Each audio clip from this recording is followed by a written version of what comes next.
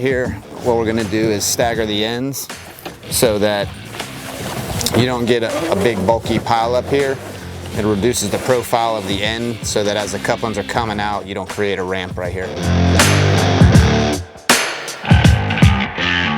When we're packing the couplings, we want to make sure that all the couplings stay to the front of the apparatus or the hose bed. This is going to reduce any humps throughout the hose bed load as we're going. All you're going to do is make a simple fold like this. As this one's deploying, it's going to start to peel off that next layer.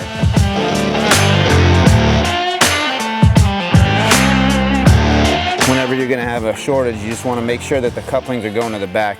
These are where these Dutchmans are going to come into play. So you're going to grab just in front of the coupling, making sure it's not going to flip over, and you're just going to walk it and run it all the way to the back.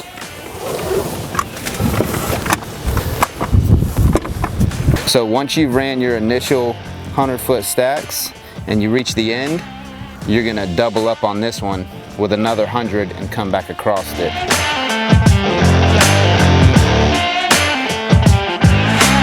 Something you can do on your top stacks is flip the coupling this way all the way to the rear as far as you can go.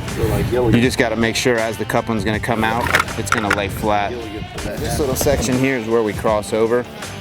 What we're going to do here is place this coupling all the way to the rear. We're going to make the adjustment here at the crossover. We did this by just making a simple Dutchman, pulling it tight, and we're going to have this section flat against the wall.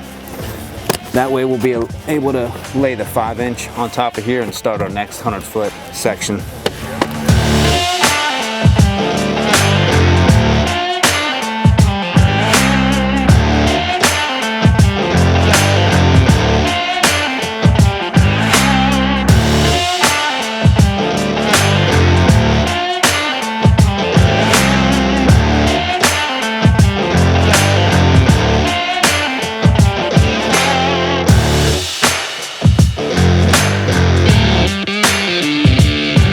So this is the finished product of what we were working on.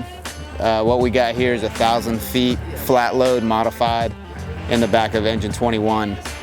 The way we started this is we started in the center here. The reason we did that is so that it would eventually pay out and meet in the middle.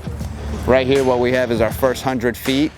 Then we switched over to our second 100 feet, third. Then we stacked right on top of that the 400-foot section, 5 and 6. This was our crossover point where our coupling went all the way to the back. 700 feet, 800, 900, and then our final 1,000-foot length with our hydrant attachment on the end. What's going to happen as this deploys, it's going to come out here and run in a reverse fashion.